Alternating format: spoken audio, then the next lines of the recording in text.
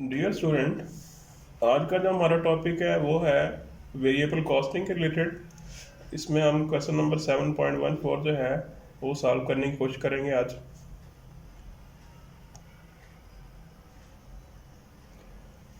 तो इसमें है prepare and reconcile variable costing statement. Denton company manufactures and sell a single product. Cost data for the product are given below. Variable cost per units: direct material $7, direct labor $10, variable manufacturing overhead $5, variable selling and administrative expense $3, और total variable cost per unit $25. Fixed cost per month $3 lakh 15,000, fixed manufacturing overhead and fixed selling and administrative expense $2 lakh 45,000. Total fixed cost per month $5 lakh 60,000. The product sell for $60 per unit.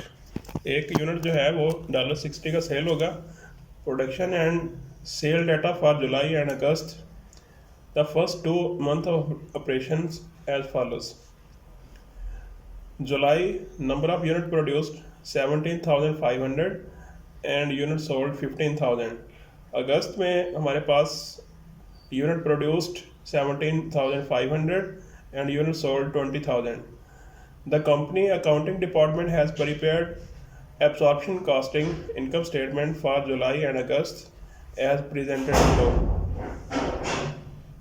July and August sale 9 lakh और अगस्त में $12 lakh. Less cost of goods sold, beginning inventory 0 and अगस्त में हमारे पास $1 lakh. Add cost of goods manufactured 7 lakh and अगस्त में भी 7 lakh. Goods available for sale 7 lakh जुलाई में है और अगस्त में 8 लाख। लेस एंडिंग इन्वेंट्री जुलाई में हमारे पास है 1 लाख और अगस्त में हमारे पास 0। Cost of goods sold 6 lakh and अगस्त में 8 lakh. Gross margin 3 lakh and 4 lakh.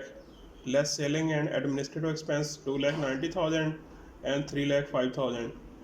Net operating income $10,000 and $95,000। इसकी रिक्वायरमेंट में हमारे पास है नंबर 1 है determine the unit product cost under absorption costing and variable costing. दोनों मेथड के जरिए हमने पर यूनिट कॉस्ट फाइंड करनी है। और सेकंड रिक्वायरमेंट है prepare variable costing income statement for July and August using the contribution approach. Contribution approach के जरिए हमने इनकम स्टेटमेंट बनानी है। और थर्ड वन जो है reconcile the variable costing and observation costing net operating income figure. हमने वेरिएबल कॉस्टिंग और ऑब्जर्वेशन कॉस्टिंग की नेट ऑपरेटिंग इनकम को रिकनसाइल करना है। और नंबर 4 है the company accounting department has determined the company break even point to be 16,000 units per month computed as follows. Fixed cost per month $5,60,000 divide by unit contribution margin $35 per unit is equal to 16,000 units. I am confused, said the president. The accounting people say that our break-even point is 16,000 units per month, but we sold only 15,000 units in July, and the income statement they prepared show a $10,000 profit for that month. Either the income statement is wrong or the break-even point is wrong. Prepare a brief memo for the president explaining what happened on the July income statement. Requirement number 1 में अगर हम देखें तो इसमें हमने absorption costing जो है वो और वेरिएबल कॉस्टिंग जो है वो हमने पर यूनिट जो है वो निकाल ली है। तो डायरेक्ट मटेरियल हमारे पास जो है वो $7,000 है, $7 है। और डायरेक्ट लेबर जो है वो $10 है। वेरिएबल मैन्युफैक्चरिंग ओवरहेड जो है वो $5 है पर यूनिट। और फिक्स्ड मैन्युफैक्चरिंग ओवरहेड जो है वो टोटल हमारे पास है $3,15,000 डिवाइड बाई 17 1500 यूनिट्स हमने इस महीने में प्रोड्यूस किए हैं, वो हमारे पास आ जाएगा 18। ये हम एब्जॉर्बेशन कॉस्टिंग में शामिल करेंगे, जबकि वेरिएबल कॉस्टिंग में शामिल नहीं करेंगे। तो यूनिट प्रोडक्ट कॉस्ट हमारे पास $40 आ जाएगी और $22 आ जाएगी। ये हमारे पास रिक्वायरमेंट नंबर 1 है। तो इसमें एक मेथड के ज़रिए हमारी कॉस्टिंग जो है वो $40 आ रही है और दूसरे मेथड के ज़रिए हमारी कॉस्ट जो है वो $22 आ रही है। दूसरी रिक्वायरमेंट में हम इनकम स्टेटमेंट प्रिपेयर करेंगे कंट्रीब्यूशन फॉर्मेट मेथड के ज़रिए।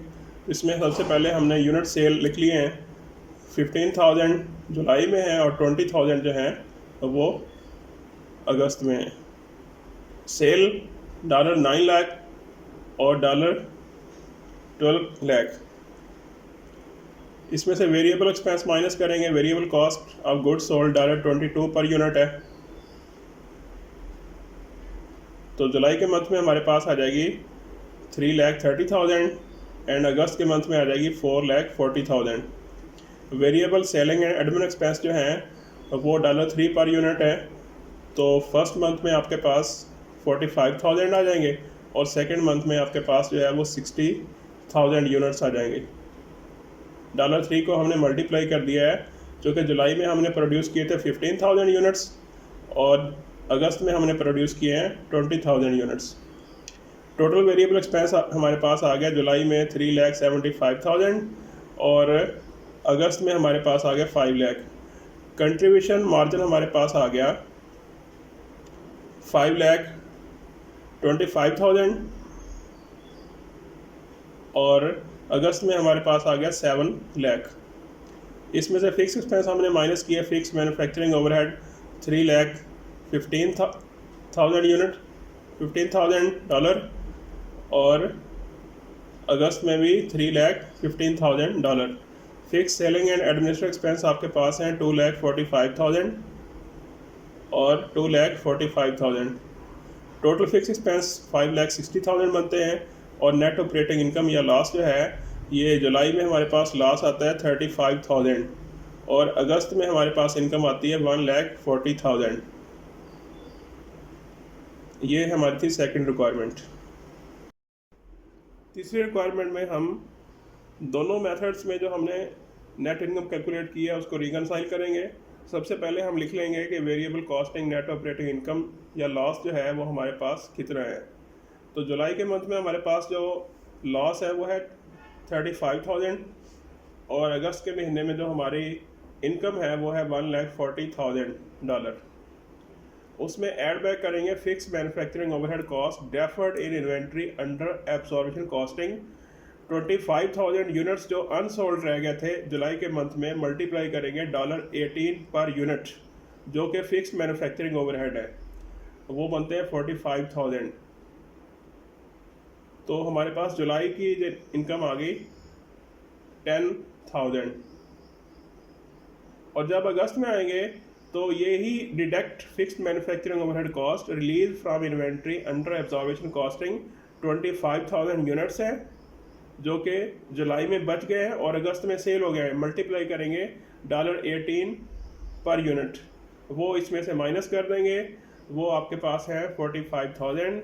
जब इसका डिफरेंस लेंगे तो हमारे पास नेट ऑपरेटिंग इनकम जो एब्जॉर्बेशन मेथड में आती है वो है $95,000।